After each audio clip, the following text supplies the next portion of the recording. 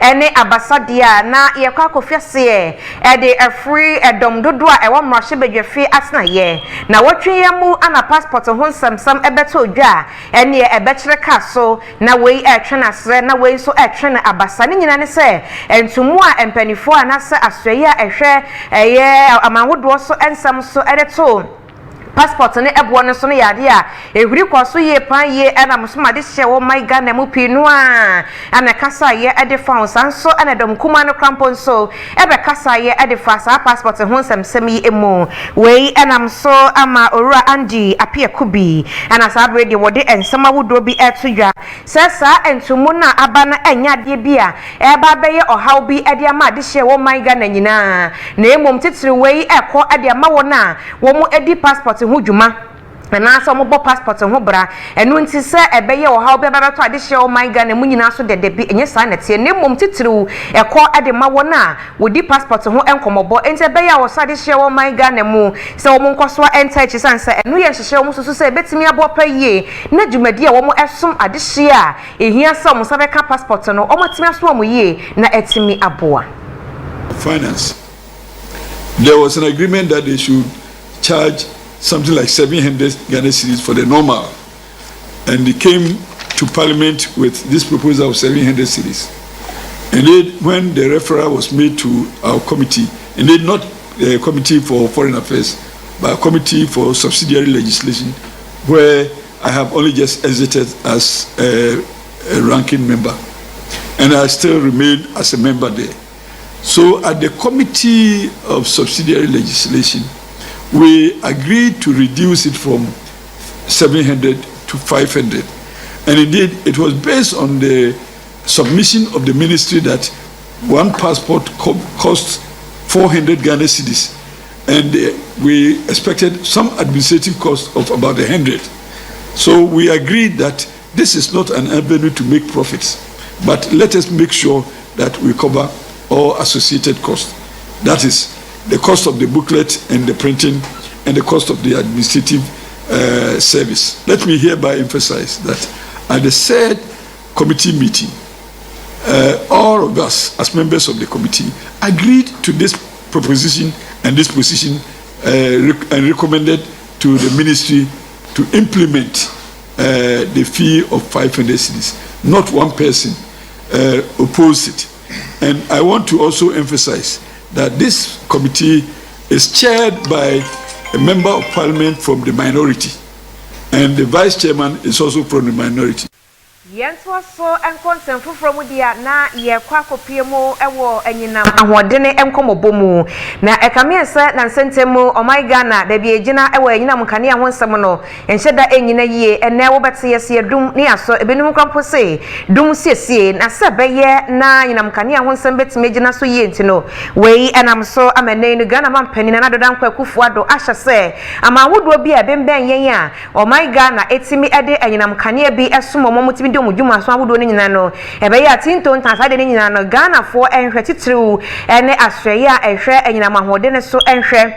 na ni nyina no wo mu entwam wei anam so masabre de Togo ana afenso no Ivory Coast ho ebe kan sensembe ewo saa enhyehye ana se eginesi ya Ghana mampani ACMO wei anam so makokopie mu ewo Ghana mahwebedwafi a panipa eba no ahonenie na tese ene abedwakuo no woda no eye owura Samo Atta Akyea ana sabre de wo hyemu akokosi se saa enhyehye yi eye enhyehye anokre ni omususu se ebetimi abo ade hye ewo o my Ghana mu to mu nsi so mu sini sa ebetimi abo se do kyene bi ne enkonkofa nsunsuaso ne o haw kase bi emmeja ade hye ewo my Ghana ne enyina mukane ahonsema sabre de se de esi eko esi fa no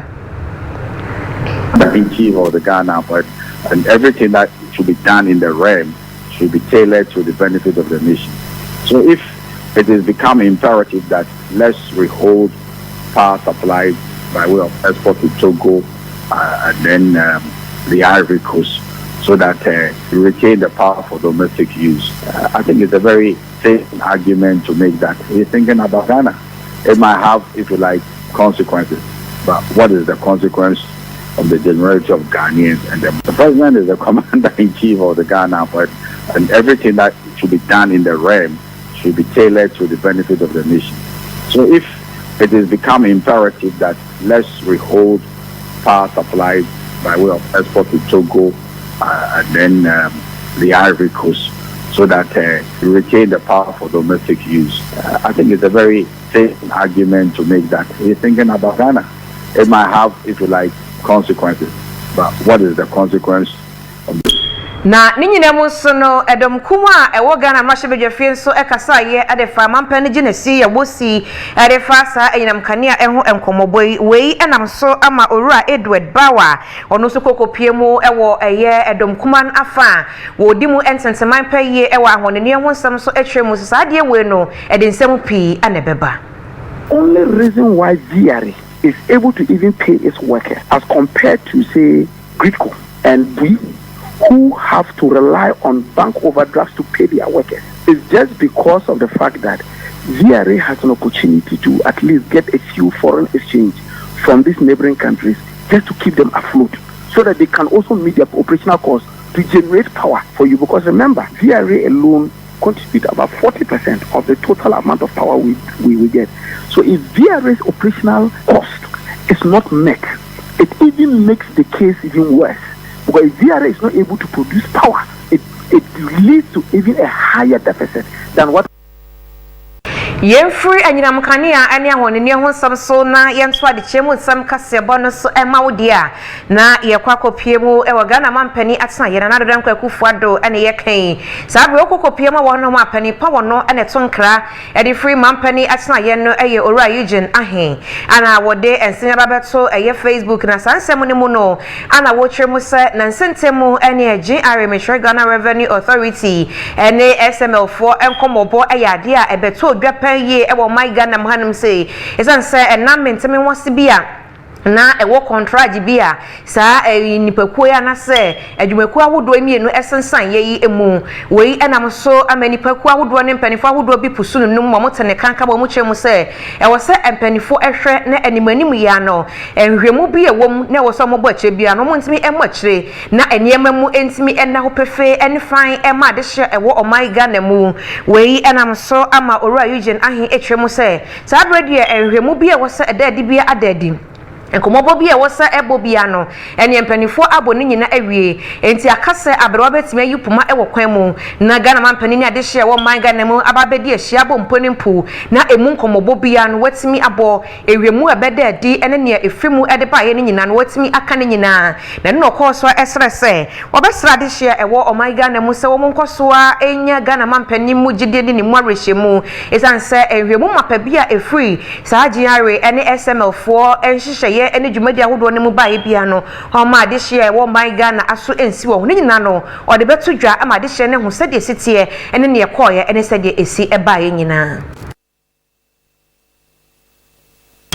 Yentwa ensam no so ana yetwa so akwakopiemu ewo Ghana Traditional Council enye akato ene bro yehwani mu se bosome me ni mu no yekokowura mu a enye wo mo ede oson pa tabo no emu odene eba beto dede ye ewo montane ahodo eso na wei enam so masabre de sede yesese nsu betaya na mfama edikan no mfama edikan ena sabre de ebo ede free atran ho na se empanifo no akache eba na mfama ebo eba nyina ne se sabre wo mo hwani mu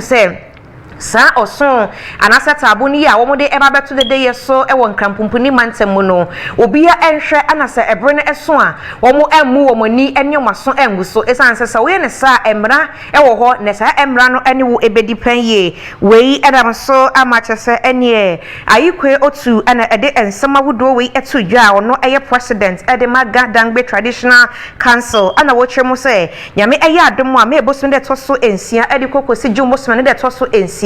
ana sa oson kese yi omobeto de yo so ewo enkrampumpuni mantam ne mu is hereby notified that this year's annual ban on drumming and noise making will commence on Monday 6 May 2024 and continue until Thursday 6 June 2024. Please take notice that the ban encompasses all forms of noise making, including the use of loudspeakers, drums, tambourines, clapping of hands, and any other musical instruments within the Ghana state. The Ghana Traditional Council urges all residents of the Ghana state to honor the month-long ban on drumming and noise making and refrain from disparaging remarks regarding the customs, practices, and beliefs of the Ga people, which are likely to inflame passions and lead to the breaches of the peace. Also, no, and chief priest at the Maga Traditional Council, a new mona, and so at the summer would be at Suja. Etrem said, the Omo Eddie kind about and common one. The day imponesa wobo and some, so wouldn't you maybe Quaco Simon, Tenasaka, the day church, a man fashion, Nina Eka Shen, who been a Sacobanesa, and you when your mouth running nano, Omobaje at the Suan on the Fonama Quadio Kuno, and San and Echino, one more day among. Want to use anything, any sound projectors, loudspeakers, any form of machines or any form of gadgets which project sound is prohibited. There is no way you can clap your hands. We don't whistle. You don't make things that would make excessive noise. We don't have funerals. We don't have meetings that in respect of funerals. All these things are prohibited. With all due respect, when your item is seized, a defaulter whose item is seized, the items will be brought to the Traditional Council. You'll be given a copy of an inventory of all things which belongs to the organization, which belongs to the individual or whatsoever, and then your items will be brought here in the Traditional Council. You have the period of 90 days to approach the leaders of the Ghana Traditional Council as to your fine and other punishments relating to your defaults during that period for the claims of your items. After 90 days, there is no way your items will be. Yenswa adichemu nsam kasi abana so ema odiana ye kwa kopiemu ewo Gomua Central abato empeswa na eso esanse afi wei eye abato afi enu nti ekame se amanyosem edi ntenteman pa ye edi ehim ewo omaiga na mu na kopiemu ewo Gomua Central abato empeswa na so a ne wo ginemu edi ama amanyoko NDC no eye oru akwami dini Yelson na we na chese ene adehye bia ewo empatem hono no etwemu se papa no ejumadi awodo awodi ene sede na hofama esitie ewo hono mo a so omude no ekokogina esie ni mo susu se ombetimi adi nkuna so mudi nkuni mu ni wie kwampo a obetimi nso mpo aboa pan ye ama empuntu awodo pa aba Gomua Central abato empeswa no eso wei enam so amadehye no etwemu se papa ne niam awodo bia wahase a woye wo mpatem hono mo no eye de esefata ne nsese tese ne ombebo mu kwampo akwachire eno nti omokoso asra se Sabrina so na de share one mind Ghana nkokoto santene sa ye kwa kwato abatichiriu ani wona omo ewo Gomua Central bato mpeswa ne so a omo sro mo adasa da woromo adaworo pa womo nto emfama oru akwame dini Yelson se de be ya obeti akwa kopre mpunti ye die ne nkanko e de aba Gomua Central abato mpeswa ne so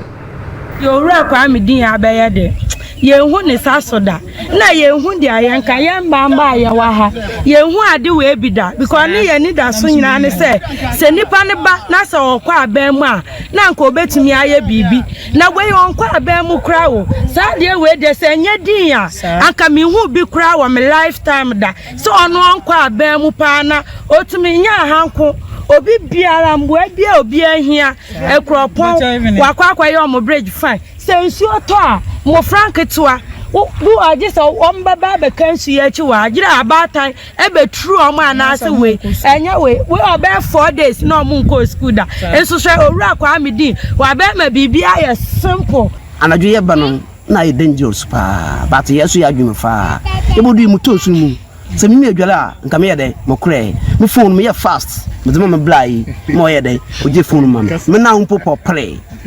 enti da me yimpa no ye mbombode ye to ma no ye nyina ye fa doye ye fa nhia no da me adza wa ye